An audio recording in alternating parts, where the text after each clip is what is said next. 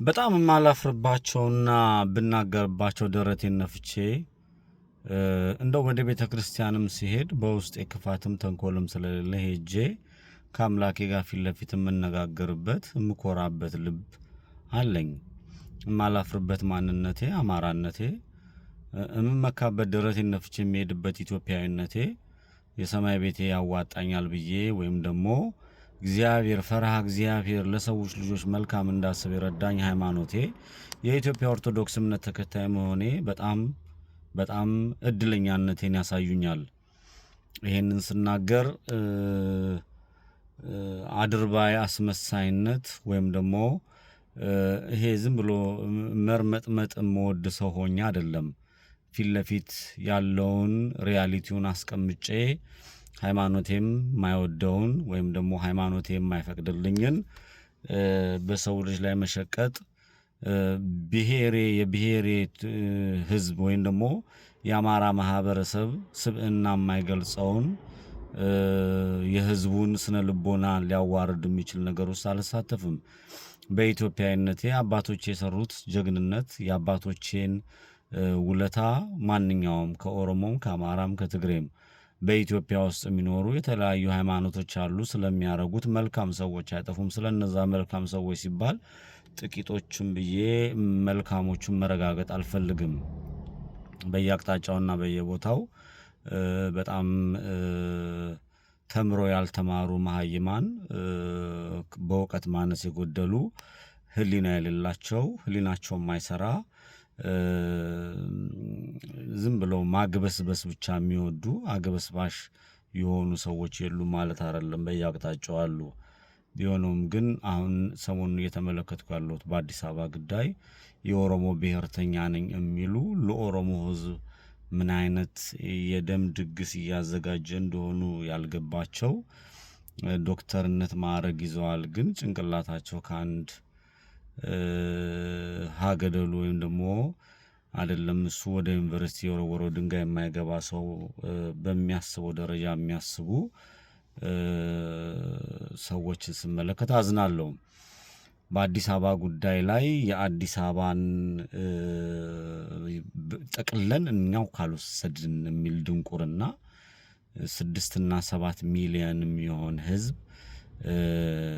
የባለቤትነት ድርሻ ሳጥቶ እኛው ነን የሚል ድርቅናና ድንቁርና አዲስ አበባን የቆረቆሩ ታሪካቸው ተመዝግቦ የተቀመጠ ሰዎችን ዲና አድርጎ አዲስ ታሪክ እንሰራለን የሚል ኋላ ቀር አስተሳሰብ የስንፍና ባለቤትነት መገለጫ የሆነ ደካማነትን ተሸክመው ወደፊት የመጡ የኦሮሞ ብሔርተኛን የሚሉ ሰዎች ውሎ አድሮ የሚያመጡት መዘዝና ለወጣንበት ለሚለው ማህበረሰብ የሚከፍሉት ዕዳ የከፋ የበዛ ይሆናል የሚል እምነት አለኝ።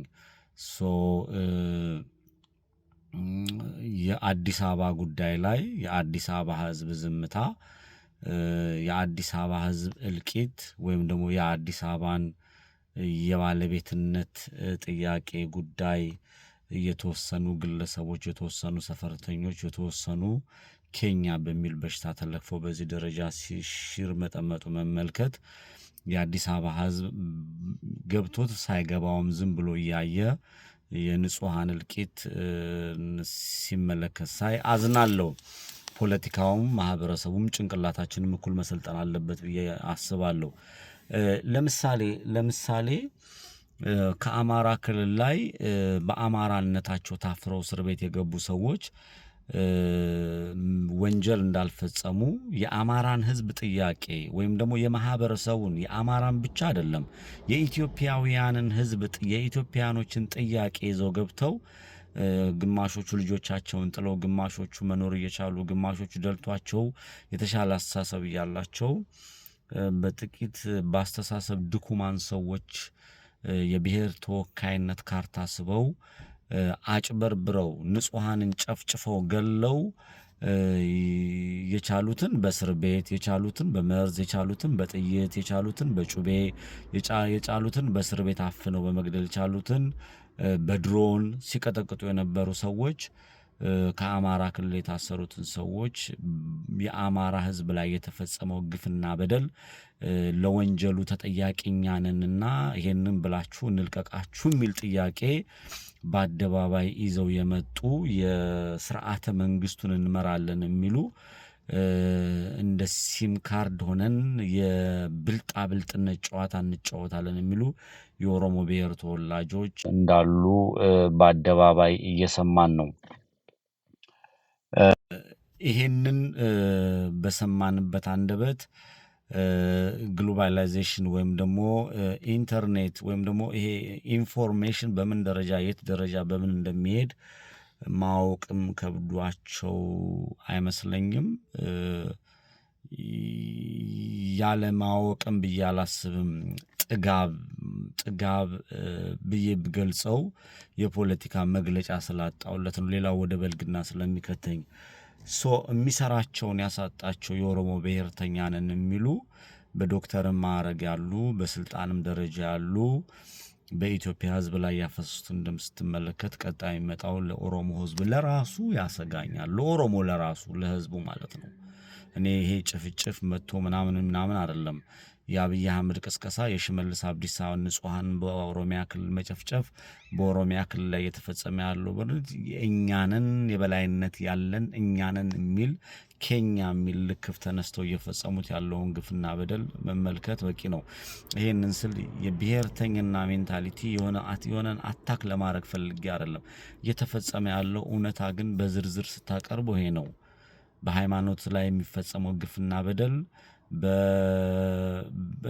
ይሄ በትርክትና ኤርትራዊ ተስፋዬ ገብረአብ ጽፎ በሰጣቸው ፍጹም ልብ ወለድ ተረት የአማራን ሕዝብ እያሳደዱ እስከ ሴት እስከ አዋቂ ንጹሃንን ቤተክርስቲያንን የአማራ የሆኑ ሙስሊሞችን እያሳደዱ መግደል፣ መጨፍጨፍ፣ መረሸን በኦሮሚያ ክልል፣ በጉራጌ ክልል፣ በወላይታ ክልል፣ በሶማሌ ክልል፣ በሁሉም በተለያየ ክልል የአማራ ማህበረሰብ እንደ ማህበረሰብ ሲጨፈጨፍና ሲገደል እየተመለከትን ነውና ይህንን አይቶ እንዳላየ ዝም የሚል በየትኛውም አቅጣጫ ያለ አማራ ከገዳይ አሳንሻ ላይም ለምሳሌ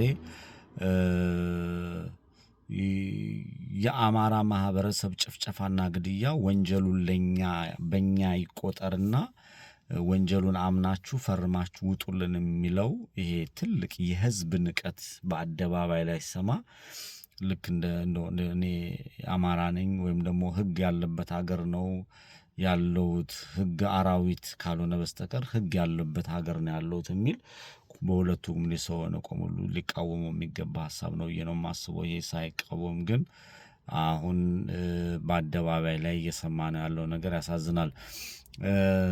ብልጣብልጥነት ወይም ደግሞ ይሄ ተረኛ ነኝና የተረኝነት ስሜቴን አንጀብጅቤ ሄዳለሁ የሚለውን ነገር መላው ኢትዮጵያዊ በደንብ እንደሚያይና እንደሚገነዘብ ከኢትዮጵያዊነት በላይ ዘለል ደግሞ ያች ሀገር አምላክ አላት፣ የፈጠራት አምላክ አለ። አምላክም ዋጋ እንደሚያስከፍል መዘንጋታቸውን ስትመለከት ያሳዝናል።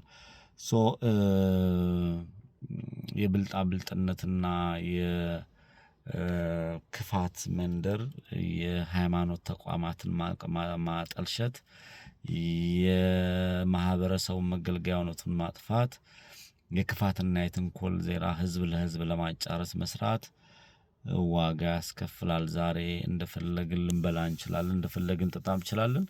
ነገ ይሄ እስትንፋሳችን ወይም ደግሞ እኛ ያዝነው የለበስነው ሰውነትን መቆጣጠር የማንችልበት የኛ ሰውነት በሌላ ሰዎች ቁጥጥር ስር የሚገባበት ጊዜ ይመጣል። ንጹሃን እንደሚጨነቁት የምንጨነቅበት ጊዜ ይመጣል። ዛሬ አንደበታችን እንደፈለግን እንደምናወራ ሰዎች ማለት ነው። የብሔር ተወካይ ነን የመንደር ተወካይ ነን የምትሉ ሰዎች ከእውቀትና ሰብአዊነት ላይ መሰረት ያላደረገ አንደበታችሁን የምትዘረጉ ሰዎች የእጃችሁን እንዳትከፍሉ ስጋት ስላለ ነው። ቢሆንም የአዲስ አበባን ጠቅልለን እንወስዳለን የሚለው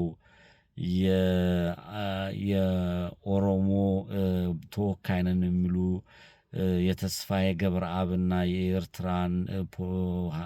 የኤርትራውያን በሆኑ ምሁር ነን በሚሉ ብሔር መርፌ የተወጉ የኦሮሞ ብሔርተኛ ነን የሚሉ አካላቶች በህዝባቸው ላይ እየመጡ ያለው ድግስ መጥፎ ድግስ ስለሆነ ብታስቡበት የሚል መልእክት ስላለኝ ነው።